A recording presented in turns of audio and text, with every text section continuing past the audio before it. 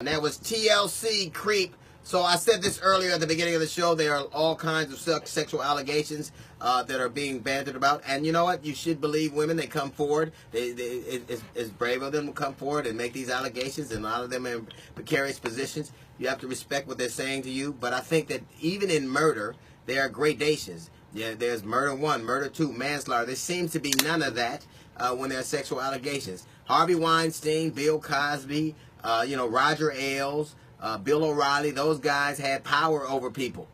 They manipulated, Charlie Rose, they manipulated people's careers. They used the power of their positions over people that work with them, and by threat of losing their job. So that's a different thing than somebody than some of the other allegations that have been spread around. But what has really galled me, and I think it should gall the country, is that the men who've taken responsibility and said that they were sorry and have made and tried to make amends are the ones who are in jeopardy. They're the ones who lost their job, they lost their positions. The men who deny and say that women are lying are still working. That says a lot about us.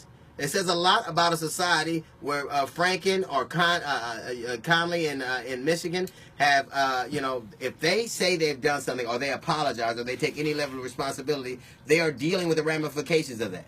Louis C.K. said he was sorry. They deal with the ramifications of that.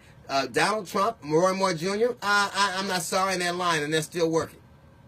It is galling that people put them all in the same basket. And what's particularly galling to me is that there seems to be no one cares on the other side. Like a bunch of Republican voters polled said that they would still vote for somebody accused of sexual assault. We didn't need a poll. We had an election last year that told you they didn't care.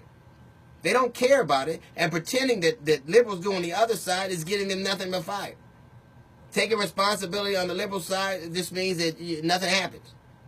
I think that it says a lot about us as a society that the men who take responsibility and apologize are the only ones in peril at all.